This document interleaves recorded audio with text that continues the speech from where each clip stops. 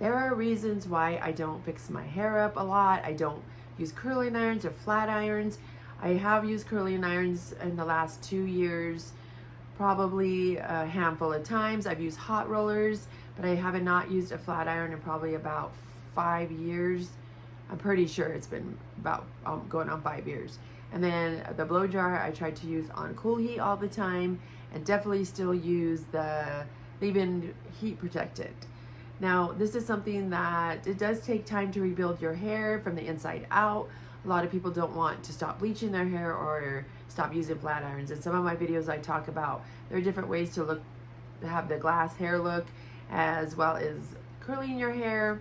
I'm not saying never to use a curling iron, just make sure you use a heat protectant. But I at least give it about a good 3 to 6 months before you start using any type of hot tools. And then you can go back once you see the baby hairs growing in. Hair does grow about a half an inch a month, and it could be prevented. You could prevent your breakage by doing all this and using some shea butter at the ends of your hair, and just using hair oil and babying your hair. And it just takes a little time. You don't have to make it a chore. You don't have to make it to where you're doing tons of rituals. I mean, I was doing this in the beginning. I still do my hair mask. I do my Indian hair mask, and I do some of my homemade hair mask, and I also use homemade oil, hair oil that I make. So if you want your hair to start growing, then it is something that's worth it to sacrifice a little bit of doing all this damage to your hair. But you know, it's something that's just becomes a lifestyle. It becomes part of an everyday thing, and it's not that much of a chore. The other day I almost felt like cutting my hair because I used to get really bored with my hair, and as soon as my hair got down to about the middle of my waist, I would chop it off. Yes, they were cute hairstyles. They were really things that were in, or just that I saw a cute haircut and I chopped it off. I've had anything from V lines. I'm not sure if it's V or A lines. People call it different things. I've had a little short pixie cuts, and then I've had a blunt cut. I mean, I kind of started wanting to do that. I had a little itch for it, and on here I said I'd never cut my hair again, like short. What I can't say never, so I'm not sure. But right now I just want to maintain the fullness of my hair. I want to have my baby hairs growing in my scalp, because I had balding at one point, and that was very embarrassing. If you've been there, you know how devastating it is. It's very heartbreaking, and you don't want to take pictures. You don't want to go out anywhere. And I did start trying to use a little bit of the hairspray, the color hairspray. I do it now just so I don't have to damage my hair and use toner all the time.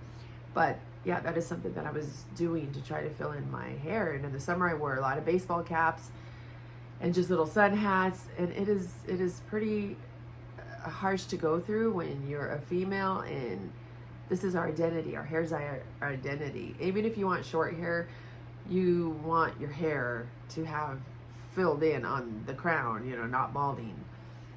This is something that I worked very hard to maintain this, and now it's just become, like I said, brushing your teeth or an everyday thing. Get up, do your routine. So this is something that I just want to share with you and let you know it doesn't have to be that hard. You could do different things. There's different alternatives. There's a heatless rollers you could do in your hair, or the tiny braids that I put in my hair. Sometimes I put 2. I've done 4 or 5 in each side, and take my hair out, and it's that cute beach wave look. So there's other things you could do without putting heat in your hair for a while. Now, like I said, I'm not telling you or what to do. I'm just trying to give you some transformational tips that I've been through. If it has nothing to do with a medical condition, and you don't have low iron, or you're not anemic, and you know that it's just from damaging or even aging hair, there are things you can do to help your hair with the fullness, and make sure that you check with your doctor to make sure it's not anything else. So that is something I can help you with. On the medical side, no, obviously I'm not a doctor. I'm just telling you things. When we damage our hair, we do things that we know are bad for it, like I did for many years, and bleaching the crap out of my hair. I also have other videos I talk about there's different alternatives to making your hair blonde and giving it your roots to tone it without damaging your hair, and actually toners that help your hair to lighten even without the bleach. So I did do much research when I was bleaching my hair, and I started wanting to do things that weren't as damaging. That's how I found those toners. So I do have some videos on that. I will post it at the end, one of them. And I do have 2 different videos about it, so you can see what kind of toners that you can get. Some of them are professional. You can only get professional, but there are other places that will sell to you without it. So it's just a lot of places now, they put it out. If it, you know, it's just not a license that you need. So anyway, I do have those videos. So that is just something that will hopefully help you and give your hair a break from the bleach. You can even get some stuff at Sally's. I don't really know. I know they have something called, I think it's called Age something toner. I don't know, but it's they may have it in blonde. I was using it in the blue black for my hair, which I haven't toned my hair for probably now going on 3 months again. And the one before that, I did do it for a whole year, and I have not put bleach in my hair for a year. So that is something that I don't know if I'll ever go back to bleaching my hair. I was the queen of bleach, blonde hair. I also had like a strawberry blonde at different times, reds. So I did have to use bleach for those. So I don't know on that if I'll ever bleach my hair again. If I ever do it, I will just do it like in the like tiny little areas, what you do in the skipping through your hair. I was bleaching my whole head at one point, and at the same time, it just, you know, I did get a little better with it just because I knew how to bleach my hair without as much damage.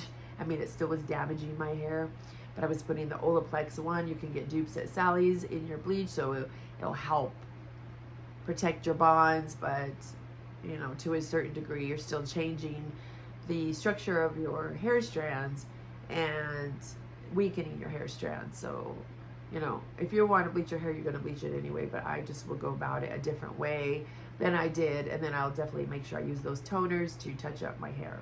I hope that you enjoyed this video and just a little bit of insight about my hair and why I do the things that I do, just to give it a break. And my hair is, like I said, it's usually up, and some people say, what's the point of having long hair if you're going to have it up all the time? Well, I do still wear it down at times, but this just helps reserve my hair, and sometimes it just gets in my way. So that's why I wear it up. I will be home and it'll just be down, and I just throw it up because I feel like it's just too much in my way. But don't get me wrong, I do love my long hair. I just lost what I was trying to say. This is the joys, and it's hard on YouTube. You will get weekly email, you will get weekly ebooks and newsletters and transformational tips on growing your hair and keeping it vibrant.